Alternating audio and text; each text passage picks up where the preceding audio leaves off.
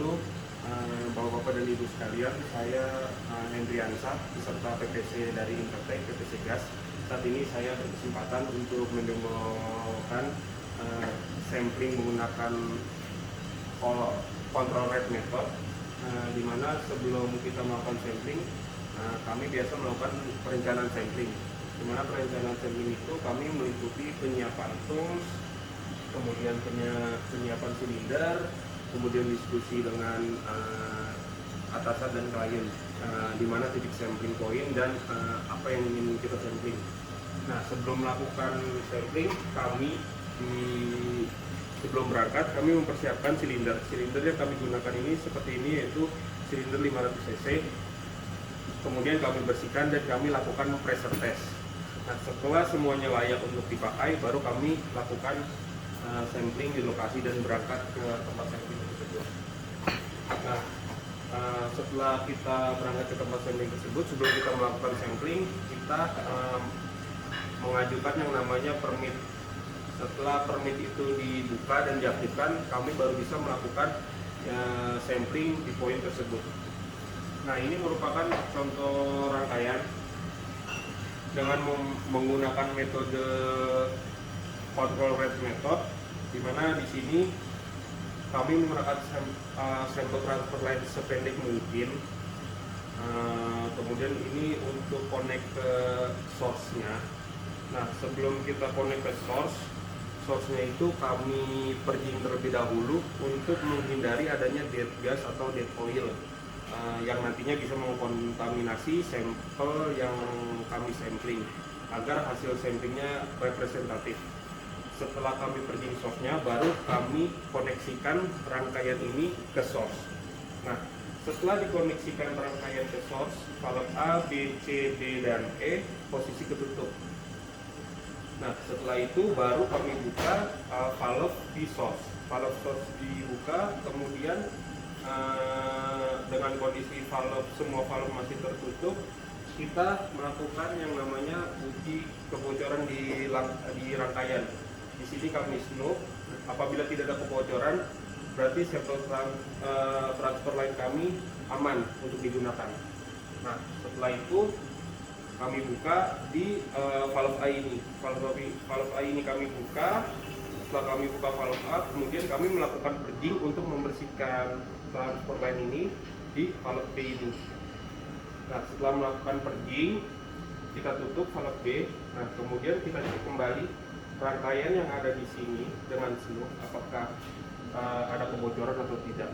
Nah, setelah tidak ada kebocoran, baru kami lanjutkan melakukan sampling.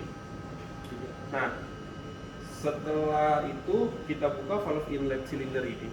Kita buka valve silinder inlet ini. Setelah kita buka secara perlahan, kemudian fully open. Setelah itu buka valve outlet silinder. Nah, valve silinder outlet ini kami buka secara perlahan juga. Setelah itu baru fully open. Nah, setelah itu kita buka valve pigtail yang ada di bawah ini.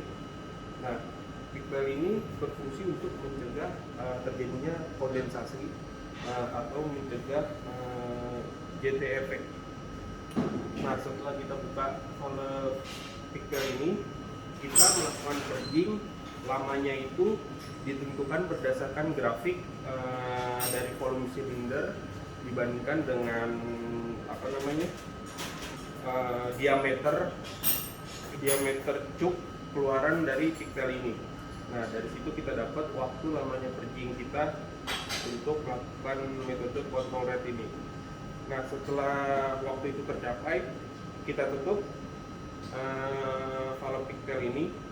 Setelah kita tutup valve pigtail ini, kemudian kita tutup valve yang ada di outlet. Kita tutup valve outlet. Setelah ditutup valve outlet, kita tutup valve A ini, valve yang ada di manifold kita tutup. Nah, pressure yang ditunjukkan di pressure gauge ini ketika sudah sama dengan pressure gauge source, itu artinya sampel sudah terisi penuh di dalam silinder ini. Nah, setelah itu baru kita tutup valve yang ada di inlet ini. Setelah kita tutup valve inlet, baru sebelum kita mencopot semua connection yang ada di atas ini, kita buka lagi valve A ini, kemudian kita buka valve purging.